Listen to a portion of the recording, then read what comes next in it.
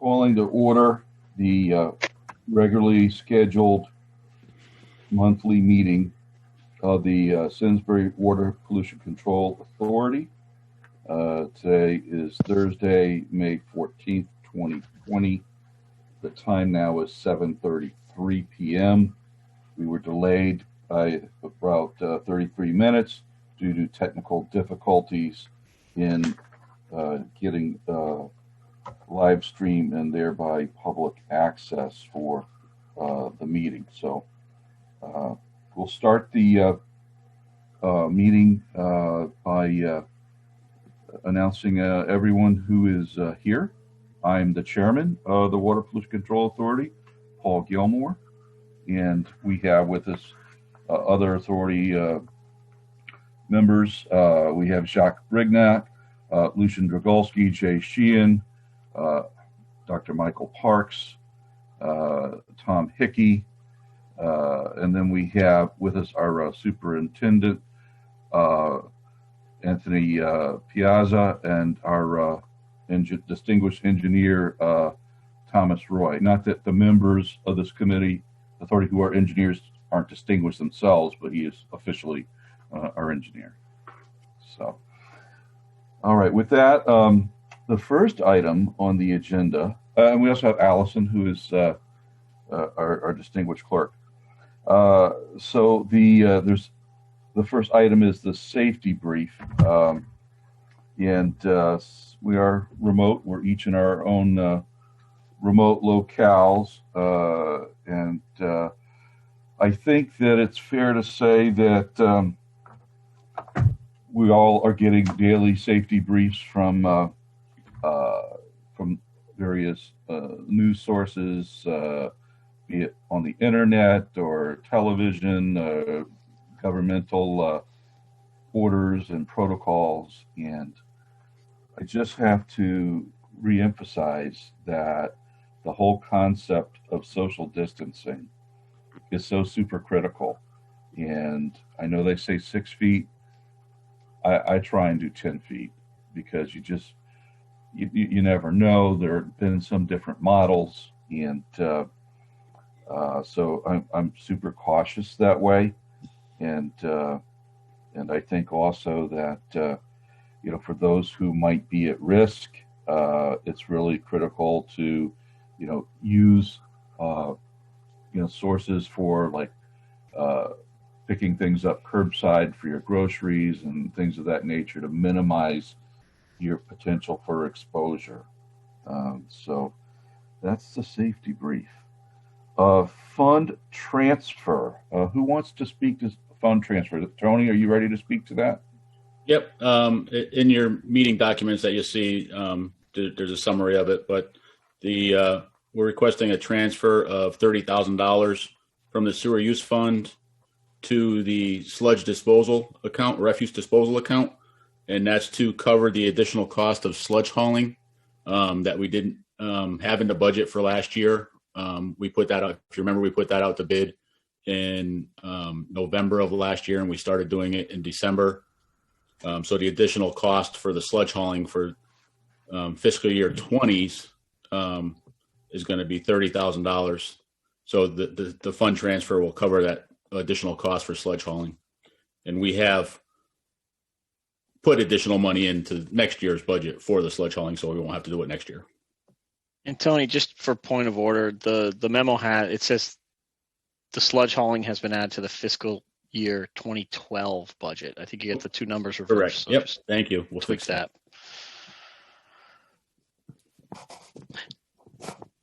All right. So are we looking for a motion to approve the transfer of funds? Yes. Okay. Anyone wants to? I'll make a motion to approve the transfer of funds. Lucian Dragulski, second. Okay. Any discussion? Let's put it to a vote. Seeing no discussion. All in favor? Aye. Aye. Aye. Motion carries unanimously. The next item on the agenda is the acceptance of Hendrix Lane sewers. Who wishes to speak to that? I will again. Tony will. The sanitary sewers on Hendrix Lane have been installed. Documentation of that so we go with the town. The project has been accepted, and actually they're getting COs for the properties. I think next week or in the next week they're going to be requesting COs for the property. So prior to that, we have to accept the sewers so they can legally discharge to the sanitary sewer system. So we're looking for a motion. Some of what you said was garbled because of interference. Okay. Can you give about can you redo your little synopsis of that? Sure thing. Sanitary sewers on Hendrix Lane have been completed to the aspects of the developer's agreement. All inspections have been completed,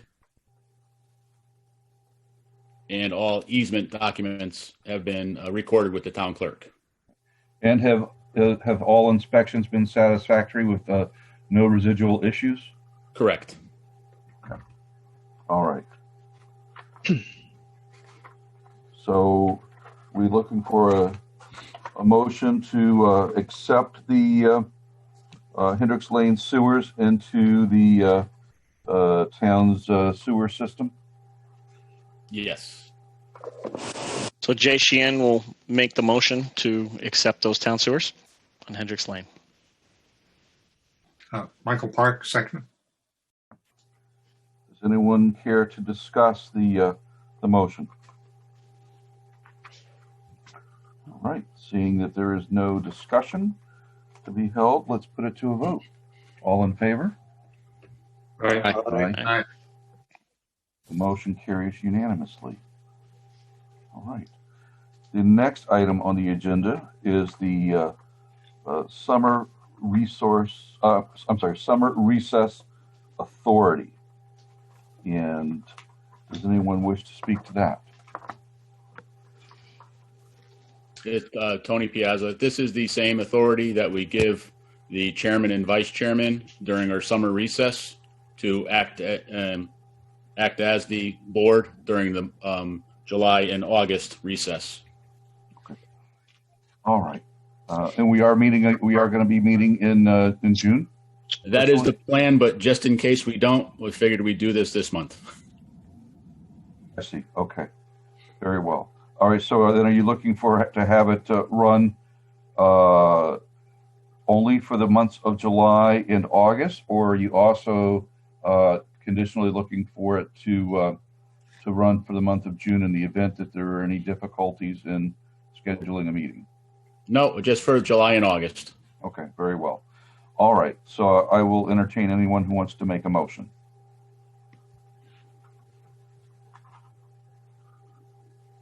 Jay Sheehan will make the motion to approve that appointment for the summer recess. Tom Hickey, second. All in favor? I should technically ask if anyone wants to discuss this riveting issue.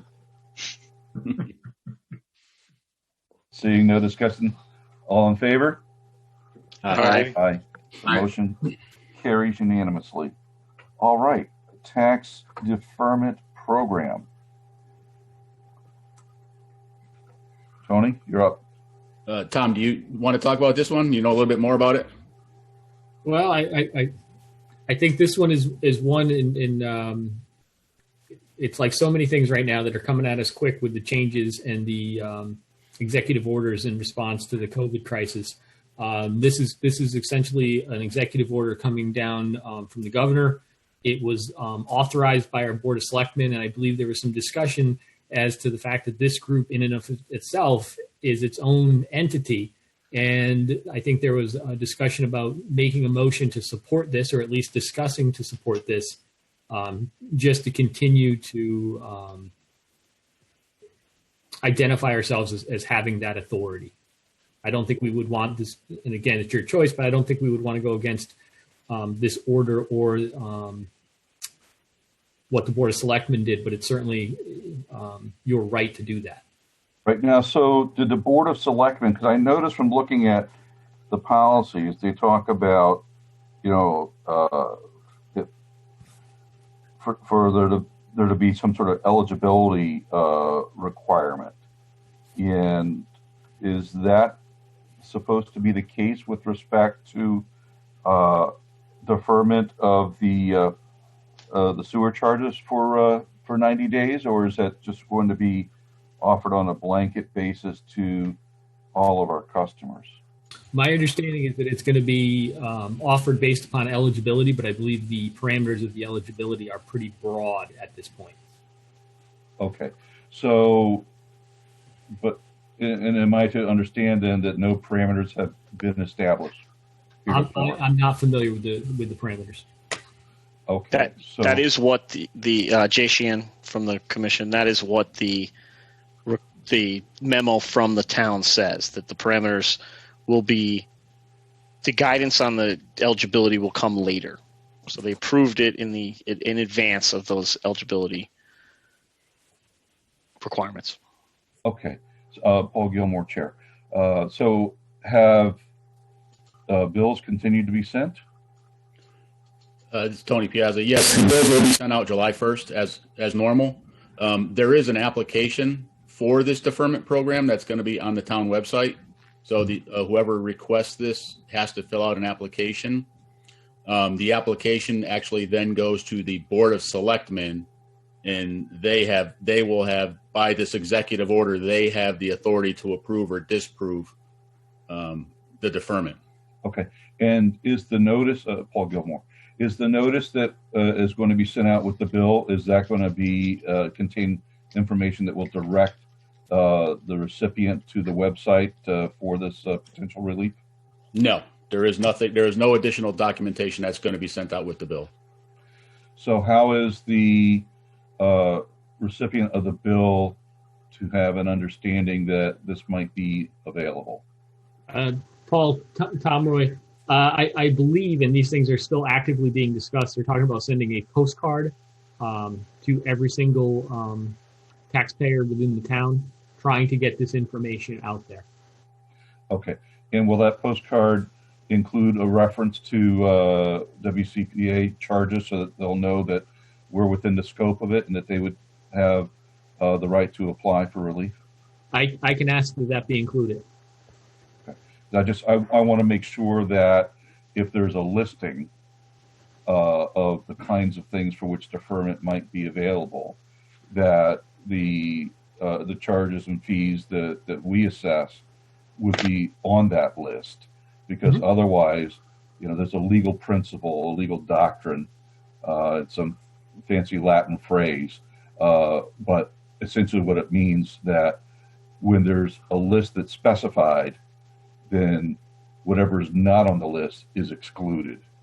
So, it's just, we want to make sure they are aware of it, and we'll have an understanding that if they're impacted by COVID-19 economically, that they can have a right to some relief here with respect to our fees. Michael Park, is this just for the sewer use fee, or does it include something else that relates to us?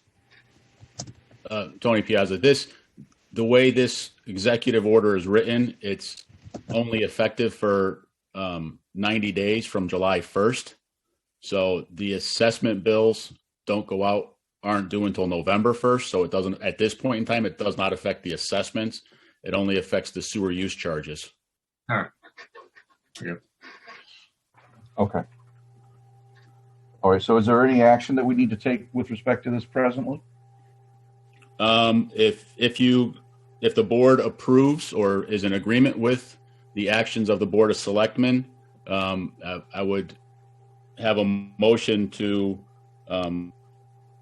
move with the deferment program as outlined with the governor's executive order 7S and adopted by the Board of Selectmen on April 6, 2020. Okay. Does anyone want to so move? So moved, Michael Park. Second, Tom Hickey. All right, Paul Gilmore. Discussion, anyone? Jay Sheehan from the commission, just quickly, the period that's talking about to cover is from March 10th to July 1. So I just want clarification. When do our bills go out? July For that 1. period? So they go out July 1. So that that set of bills can be deferred is what the program's saying. And just again for clarity, the executive order does reference municipal utility rates or water rates, electric rates, any charges or assessments. So the order covers it. So I think, to be consistent, we should. I'm just wondering, did is what we're reading what the selectmen passed essentially? Yes. So they only talked about taxes. They did not talk about sewer rates. Correct. The Tony Piazza superintendent, Bob DiCrescenzo, the town attorney, in the documents, he actually mentioned the fact that the sewer use rates are covered by this executive order and should be part of the deferment program. Okay. I have no further questions. It's Jay Sheehan of the authority. Thank you. Anybody else? All right, Paul Gilmore. Seeing no further questions, let's put it to a vote. All in favor? Aye. Aye. Aye. Motion carries unanimously. Next item on the agenda is the status report on the sewer extension projects. Tony. Tony Piazza, as we just discussed, the Hendrix cottages, the development off of Climax Road has been completed. So we just accepted those. All of the other projects are still underway at this point in time. The Meadowwood project looks like it may be taken out of the realm completely. The town is looking to do an open space purchase of that area. So that development would go away. I think they're also looking their approvals, their land use approvals are coming on expiration soon as well. Correct. Yeah.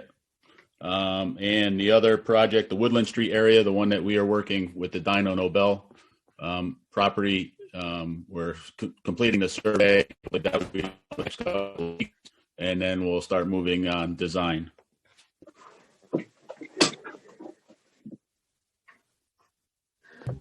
Very well. Anybody have any questions about the status report? Seeing no questions, we'll move to the next item of the agenda, the treatment facility report. Tony, you're up. For the past couple of months, we hadn't had any issues in the plant. Staff-wise, we've been alternating our work days for social distancing. We had to put a couple of projects on hold. Our PLC upgrade for the facility has been put on hold. Our integrator has been put on lockdown and forbidden to travel to remote sites. So we'll wait for that to get lifted so we start back up in that program. Also, our plant water system. We have all the parts on hand for our plant water system. Just don't have the staffing to get that installed at this point in time.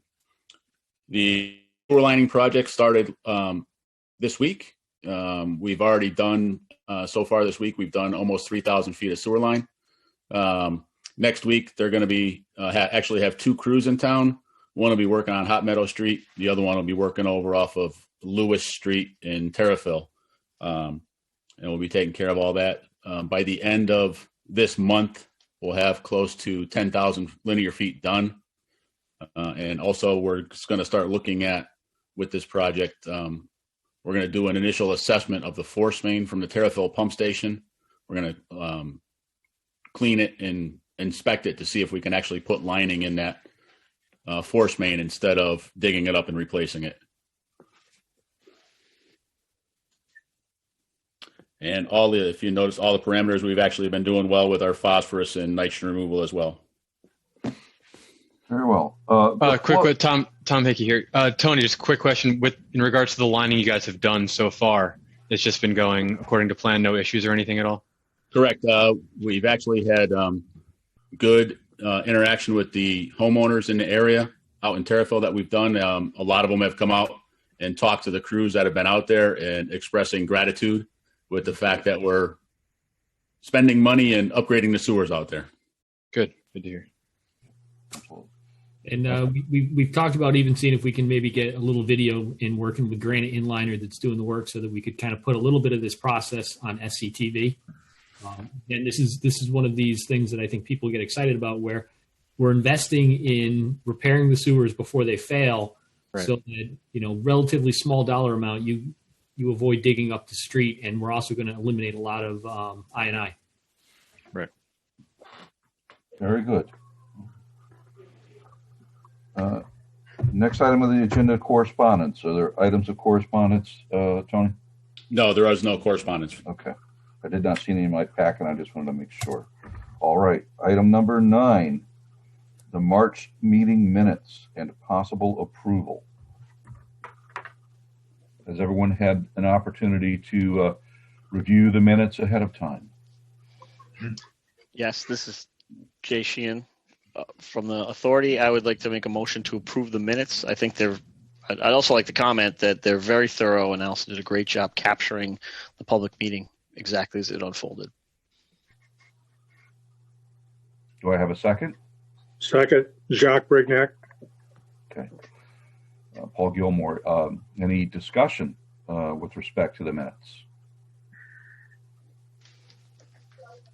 All right. Seeing no discussion, let's put it to a vote. All in favor? Aye. Aye. I will abstain as I was not there. So the motion carries with one abstention.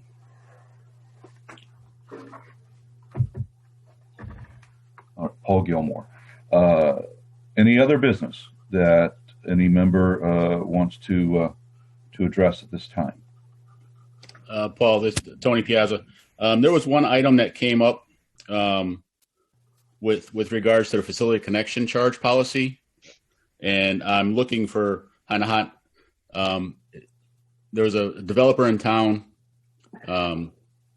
built townhomes, and the question is, are townhomes considered part or considered the same as a condominium and fall under the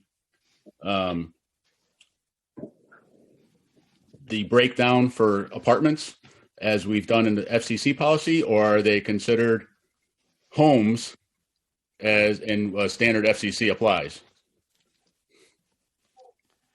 All right, so that's a good question. I don't have a copy of that policy in front of me.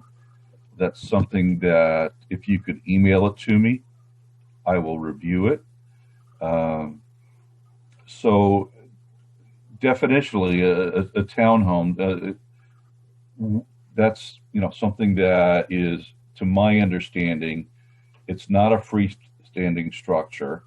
They share an external common wall with another unit, so to speak, but they're otherwise a little bit larger than what a townhome, what a condominium would be. Yes, basically the difference between a condominium and a townhome. A condominium, you don't own anything outside the building. A townhome, you actually own the property. By definition, that's the only difference between a townhome and a condominium. If you look at the definitions of them, the problem that is arising with these townhomes in town are their rental units at this point in time with the potential to be sold as individual units later. And I think, Tony, you should talk about the lateral issue. And the way, because they're listed as townhomes, we required them to have individual laterals, whereas if they were considered condominiums, the entire building could have had one lateral. All right, so and the question is deals with respect to the facility connection charge? Correct. All right, and if memory serves me correctly, we have a stepped pricing program that is based upon square footage, correct? Correct, and it's and I have it open here. I can read it. I can read you what it is. It says for apartments or condominiums that are less than 1,200 square feet, in the extent that it has only one bedroom, it's FCC of 70%. For an apartment or condominium that does not qualify under Category 1 is less than 200 square feet and has no more than two bedrooms, an FCC of 80%. And any residential dwelling unit that does not satisfy either of the two criteria above shall be a full FCC. Okay. So, and what year did we do that? That was what, 6 or 7 years ago? That was in 2012. Okay. Tony, just a clarification. When you read that off, you said 200 square feet. I think you meant 2,000. 2,000 square feet. Yes, I'm sorry. So what's the 2,000 square foot rule again? 2,000 square feet, no more than two bedrooms is 80%.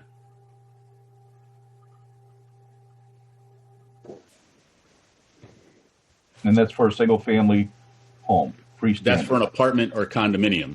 Oh, apartment or condominium. And it's 2,000 square feet or less. It's 80%. And there's a bedroom maximum? Yes, two bedroom. 2 bedroom. And so the question is then, would a townhome that has a maximum of 2 bedrooms and to be 2,000 square feet or less be subject to that same rule? Correct. I don't recall at the time, and I don't know if anyone else here does either, whether the issue of a townhouse was discussed. Although, I mean, Lucian, that predates your time, right? Yes, I don't remember that. Michael? No, I don't remember. Jay, were you here in 2012? I was definitely here. I'm looking at my notes and I'm not seeing anything about that. And I also was trying to figure out what the industry standard of water usage, if there's a difference between condominiums and townhouses, as you know, but I haven't been able to locate that either yet.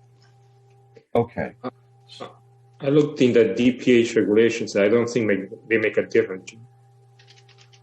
I'm sorry. What were you looking at, Lucian? Department of Public Health. Okay. So they treat a condo the same as a townhouse? It's a residential. I mean, they don't make a difference between.